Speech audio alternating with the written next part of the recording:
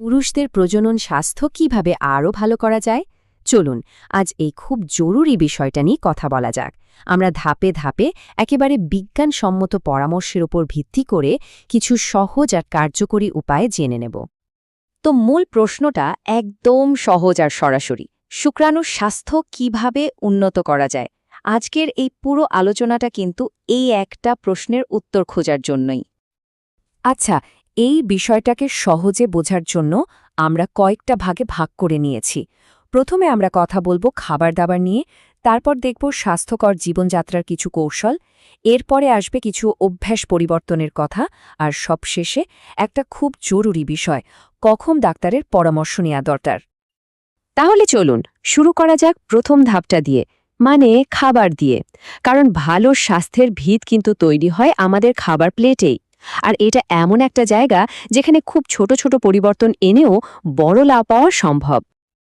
এই স্লাইডটা কিন্তু বেশ ইন্টারেস্টিং এখানে দেখুন আমাদের প্রতিদিনের কিছু সাধারণ খাবার কিভাবে শুক্রাণু স্বাস্থ্যের ওপর সরাসরি প্রভাব ফেলে যেমন ধরুন ডিম এটাতে আছে প্রচুর প্রোটিন আর ভিটামিন ই আবার বাদাম বা আখরোটে পাওয়া যায় ওমেগা-3 ফ্যাটি অ্যাসিড যা শুক্রাণুর গঠন উন্নত করে কুমড়োর বীজ জিঙ্কের একটা দারুণ উৎস যা টেস্টোস্টেরন বাড়াতে সাহায্য করে আর পালং শাক তো আছেই প্রাকৃতিক এনার্জি বুস্টার হিসেবে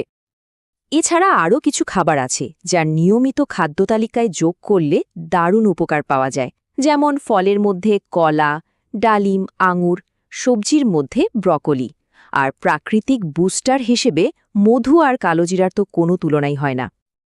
ওকে খাবার দাবারের পর এবার আসা যাক আমাদের দ্বিতীয় ধাপে স্বাস্থ্যকর জীবনযাত্রা মানে আমাদের প্রতিদিনের এমন কিছু অভ্যাস যা সামগ্রিক স্বাস্থ্যে একটা বিরাট পরিবর্তন আনতে পারে এখানে 4টে খুব জরুরি পদক্ষেপের কথা বলা হয়েছে প্রথমটা হলো পর্যাপ্ত ঘুম মানে রোজ অন্তত 7 থেকে 8 ঘন্টা এটা কিন্তু হরমোনের ব্যালেন্স ঠিক রাখার জন্য খুব দরকারি 2 নম্বর হলো নিয়মিত ব্যায়াম 3 নম্বর মানসিক চাপ কমানো কারণ স্ট্রেস সরাসরি টেস্টোস্টেরনের মাত্রার ওপর প্রভাব ফেলে আর সবশেষে ধূমপান আর মদ্যপান পুরোপুরি ছেড়ে দেওয়া কারণ এই দুটো জিনিস শুক্রাণুর সংখ্যা আর গুণমান দুটোই কমিয়ে দেয় আর ব্যায়াম মানেই যে খুব কঠিন কিছু করতে হবে তা কিন্তু একদমই নয় হালকা দৌড়ানো স্কোয়াট করা বা সাইক্লিংয়ের মতো সাধারণ কিছু ব্যায়ামই কিন্তু রক্ত সঞ্চালন বাড়াতে আর শরীরকে চাঙ্গা রাখতে দারুণভাবে সাহায্য করে এবার আমরা চলে এসেছি আমাদের তৃতীয় বিভাগে কিছু অভ্যাসের পরিবর্তন এখানে আমরা এমন কিছু ছোট ছোট পরিবর্তনের কথা বলবো যা শুক্রাণুর গুণমান রক্ষা করতে আর তাকে ঠিক রাখতে সাহায্য করে মানে কিছু জিনিস করতে হবে আর কিছু জিনিস এড়িয়ে চলতে হবে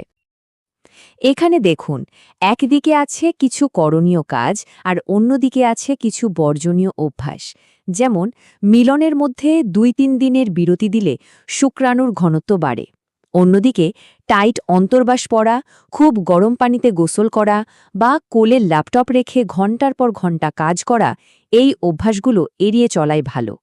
আসল কারণটা হল অতিরিক্ত তাপ শুক্রাণু উৎপাদনের জন্য ক্ষতিকর এছাড়া আরও কিছু খাবার আর পানীয় আছে যেগুলো একটু মেপে খাওয়া বা এড়িয়ে চলা উচিত যেমন ধরুন জাঙ্ক ফুড সফট ড্রিঙ্কস আর অতিরিক্ত চা বা কফি এগুলোও কিন্তু আমাদের সামগ্রিক স্বাস্থ্যের ওপর খারাপ প্রভাব ফেলে বেশ এবার আমরা চলে এসেছি আমাদের আলোচনার একেবারে শেষ এবং সবচেয়ে গুরুত্বপূর্ণ অংশে কখন ডাক্তারের কাছে যাওয়া উচিত কারণ অনেক সময় শুধু জীবনযাত্রার পরিবর্তনই যথেষ্ট হয় না তখন একজন বিশেষজ্ঞের পরামর্শ নেওয়াটা খুব জরুরি হয়ে পড়ে এখানে একটা কথা খুব পরিষ্কারভাবে মনে রাখতে হবে ডাক্তারের পরামর্শ ছাড়া কোনো ধরনের সাপ্লিমেন্ট বা ওষুধ খাওয়া একদমই উচিত নয় কারণ কোনটা আপনার শরীরের জন্য দরকারি আর কোনটা নয় সেটা একমাত্র একজন ডাক্তারই বলতে পারবেন নিজে থেকে কিছু করাটা অনিরাপদ হতে পারে প্রয়োজনীয় পরীক্ষা নিরীক্ষার পর ডাক্তার হয়তো কিছু সাপ্লিমেন্ট নেওয়ার পরামর্শ দিতে পারেন যেমন zinc vitamin E vitamin C বা L-কার্নিটিন কিন্তু আবারও মনে করিয়ে দিচ্ছি এগুলো কোনো ম্যাজিক নয় শুধুমাত্র যখন প্রয়োজন তখনই ডাক্তারের পরামর্শ অনুযায়ী এগুলো গ্রহণ করা উচিত তাহলে প্রশ্ন হল ঠিক কখন সাহায্য চাইতে হবে সোজা কথায় যখন সাধারণ চেষ্টা বা জীবনযাত্রার পরিবর্তনেও কোনো ফল পাওয়া যাচ্ছে না এবং উর্বরতা নিয়ে মনে কোনো উদ্বেগ তৈরি হচ্ছে তখনই একজন বিশেষজ্ঞের পরামর্শ নেওয়াটা বুদ্ধিমানের কাজ চলুন একটা সহজ চেকলিস্ট দেখে নিই, যা দেখে বোঝা যাবে কখন ডাক্তারের কাছে যাওয়াটা জরুরি। যদি 1 বছরের বেশি সময় ধরে চেষ্টা করার পরও সন্তান না আসে, বা যদি বীর্য খুব পাতলা বা পরিমাণে কম মনে হয়, অথবা অন্ডকোষে কোনো রকম ব্যথা বা ফোলাভাব অনুভব হয়, তাহলে দেরি না করে অবশ্যই একজন ডাক্তারের সাথে কথা বলা উচিত। পুরো আলোচনাটাকে যদি একটা লাইনে বলতে হয় তাহলে সেটা হলো এই কথাটা: